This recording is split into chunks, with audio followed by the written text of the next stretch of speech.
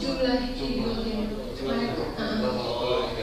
Jadi banyak nanti apa itu hasilnya itu kira-kira bisa digunakan buat apa? Ntar di sini. Dan dikasih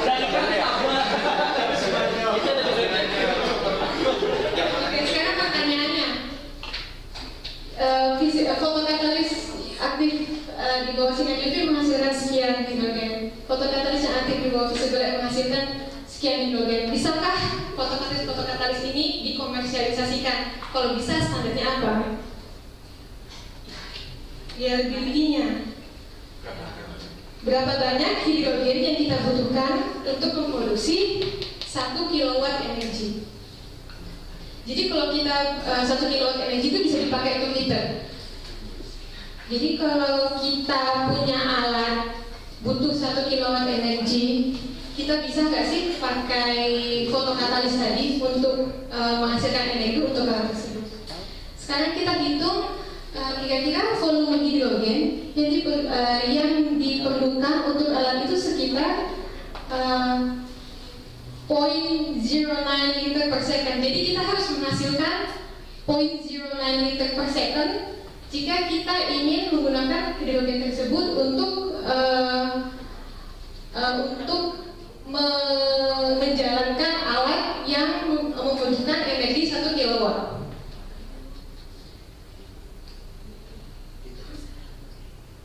Sedangkan volume hidrogen yang diproduksi oleh the best visible photocatalyst so far adalah sekitar 9,7 kali 10 pangkat minus 5 liter per second. Artinya harus ada sekitar 927 kali gas hidrogen untuk diproduksi melalui sistem yang ada sekarang agar hidrogen itu bisa dipakai di dalam fuel cell untuk memenuhi energi 1 kilowatt. Jadi masih harus ada 900 kali, sekitar 1000 kali improvement dari sistem yang sudah ada sekarang untuk teknologi fotokatalis itu agar bisa komersialis untuk digunakan menghasilkan hidrogen. Nggak bisa digabung 1000 buah gitu?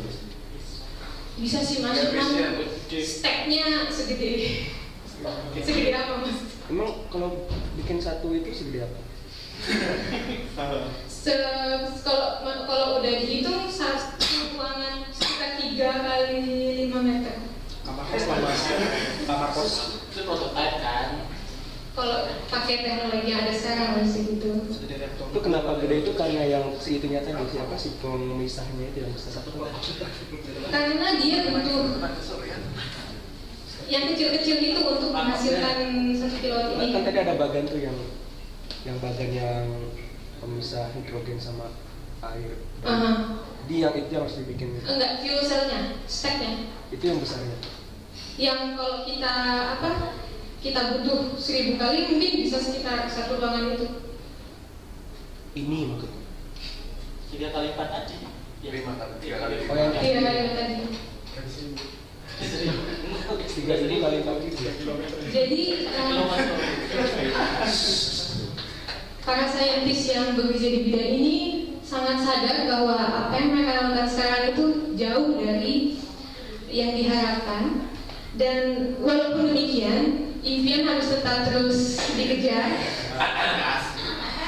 dan usaha tetap harus dilaksanakan. Biar bagaimanapun development dari visible light photocatalyst ini telah berjalan sangat lambat dan akan berlangsung untuk terus dikembangkan, tetapi dalam perkembangan yang sangat lambat juga. Nah, untuk alat-alat di lab saya sendiri yang bisa dibagi untuk teman-teman. Jadi kalau ada yang mau membuat sesuatu, mau minjam sesuatu untuk keperluan sesuatu. Pertama saya punya mekanik evaporator. Ini bisa, kalau kita punya partikel basah, kita mau keringkan, kita bisa pakai mekanik evaporator.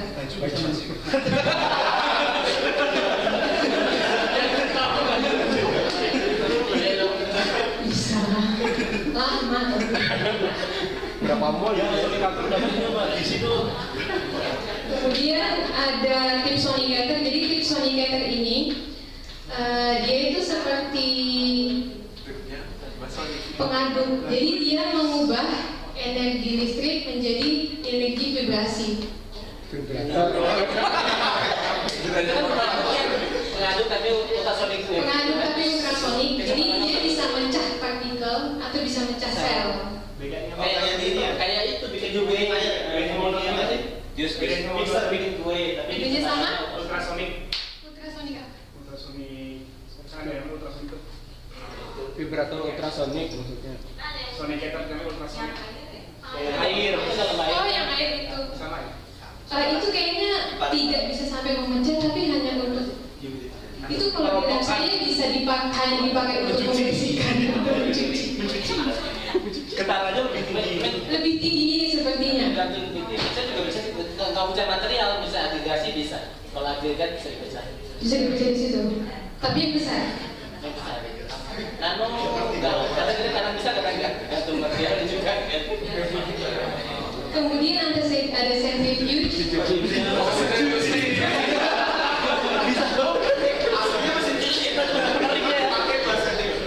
Enggak, itu mesin ini. Itu bukan mesin cuci. Jadi centrifuge itu seandainya kita mau buat tahu solid state reaction,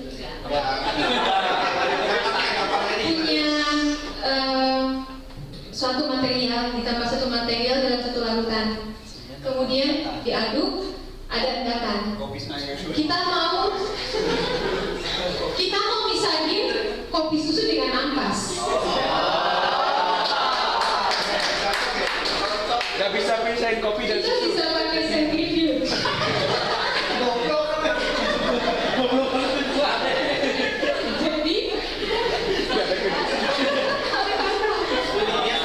dia pakai sentripetal movement.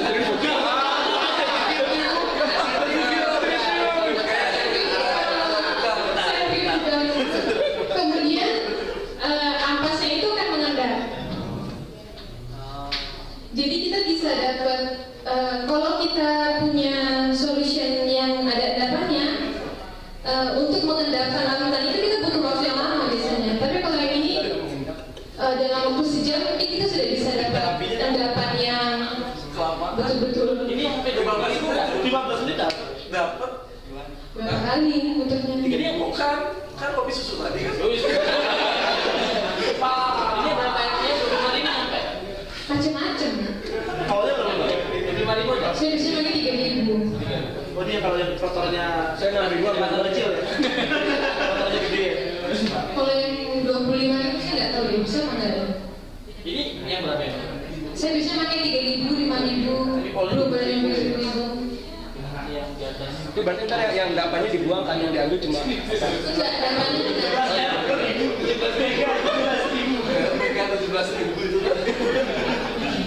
Kemudian ada tube-furnace ini. Jadi ini sebenarnya adalah furnace pemanas. Bisa di-set dari 100 derajat sampai 1.000-2.000 derajat bisa. Jadi namanya buat apa? Boleh keringin baju nih ya. Bastal, panas ya. Bastal. serius. Nanti pakai box furnace di sini ada. Jadi untuk furnace ini dia pakai tube. Di tengah furnace ini dimasukkan sebuah tube. Kemudian kita masukkan material kita yang ingin kita panaskan di situ. Untuk apa sih furnace ini? Untuk apa sebuah material itu dipanaskan? Contoh kalau kita mau bikin titanium tadi, setelah dihasilkan dari spray paresis kita dapat titanium kering. Tetapi tidak semua titanium itu punya struktur kristal yang bagus. Kita mau dapatkan titanium betul-betul punya struktur kristal yang bagus, kita masukkan di tube furnace ini. Biasanya untuk 900 derajat 3 jam, 5 jam. Setelah itu titanium itu punya struktur kristal yang lebih bagus dibandingkan dengan titanium yang baru dihasilkan dari spray paresis tadi. Clean. Solid. Saturation pendinginannya gimana? Langsung atau Taruh di luar aja mas. Yang pasti mau masak. Kalau kita setting mas, jadi dia tuh modelnya naik gitu, nanti stabil berapa jam, nanti dia bisa turun sendiri. Kalau udah klimaks turun sendiri. Ini tak langsung streaming kan? Enggak, jadi ini ada kontrolernya. Di luarnya dikit. Kalau Enggak, maksudnya yang kontrol tadi itu alatnya atau emang sifatnya gitu, jadi sifatnya begini. bukan Bisa alatnya kita yang pilih sebenarnya. biasanya ada yang alatnya bisa atau Mina udah sampai ini tiba-tiba jatuh. Enggak, yang ini biasanya saya pakai yang step. Kalau step modelnya gitu. Tapi kalau yang lain mungkin ada yang bisa kayak gitu, tergantung settingannya. Bukan tergantung bahannya. Enggak. Kemudian ada ball mill. Ball mill ini bisa mengubah ukuran partikel dari sentimeter, dari milimeter bisa jadi nano. memecah? Nah, di bawah. Jadi materi itu taruh di dalam tabung itu, biasanya dalam tabung itu ada bola-bola besi. Kemudian nanti ball mill itu berputar, bola-bola besi di dalam itu saling bertuburkan dengan materi yang ada, jadinya dia pecah. Kemudian ini ada box furnace. Box furnace ini mirip dengan yang tadi dengan tube furnace, cuma dia bentuknya adalah box, kotak. Jadi bisa kita masukkan sampai apa aja di dalam. Kemudian seperti yang tadi kita mendapatkan hasil kristalisasi yang bagus, biasanya kita pakai furnace. Ya ada box, ada tube furnace. Enggak, ini yang baru juga. Yang solusi itu kalau mau pakai yang motor evaporator tadi, buat dapetin solidnya. Maksudnya mau misah, kayak solusi mengambil dapatnya gitu. Iya, bisa pakai rotary evaporator tadi. Ini. Dulu nggak bisa. Jadi nanti taruh solusinya di sini. Nanti akan ada air yang mengalir untuk apa? Suction untuk, jadi nanti akan terjadi kondisi vakum di dalam situ, kemudian airnya akan mengalir, jadi teruapkan solusinya. Nanti di sekitar dinding yang evaporatornya itu kita akan dapatkan endapan Di dinding evaporator. di dinding situ. Karena airnya lama-lama habis, kita dapatkan endapan. Biasanya setelah itu baru dimasukkan ke dalam furnace. Jadi kalau langsung solusinya dimasukkan ke dalam furnace, biasanya itu bukan suatu prosedur yang disarankan. Biasanya masuk ke sini dulu, dikeringkan, setelah itu baru dikristalisasi ke furnace. Itu kalau nggak salah, jadi kalau dia nanti masuk ke furnace lebih dulu, nanti furnace rusak. Soalnya dia ada elemen kayak apa, kayak wire, kayak tungsten wire, terus ada refraktorinya gitu. Itu bisa rusak kalau masukin air ke sana. Jadi harus pakai si evaporator dulu. Terus satu lagi itu kayaknya yang tadi yang ballmill itu sebenarnya dia nggak ngancurin jadi lebih kecil. Tapi kan si powder itu kan dia beraglomerasi. Dia ada jadi kayak making gitu kan, jadi kayak apa sih, gabung-gabung gitulah antara powder. Nah, fungsi dari ballmill sendiri itu sebenarnya dia memecah si powder yang sebenarnya tuh awal itu udah ada gitu. Jadi memecah necking antara powder itu sendiri. Jadi sebenarnya dia nggak membuat lebih kecil. Nah, untungnya lagi kalau pakai ballmill, nanti reaksi nol itu lebih cepat gitu. Karena dia nanti tingkatin sedikit energi. Karena dia meningkatkan surface area-nya itu. Iya, jadi dia meningkatkan surface area sehingga pas reaksi nanti pas reaksi berikutnya dia akan lebih cepat reaksinya. Karena dia tingkatin nurunin energi aktivasi dari proses. Energi aktivasi. Jadi, kan ada energi yang ditimpa pasti kayak kan dikasih energi impact kan, si jadi nanti pas reaksi dia akan lebih cepat dari situ. Terima kasih Bu. Ada dari. Kenapa Mbak milih titanium ketimbang material lain? Saya nggak milih titanium ya sebenarnya.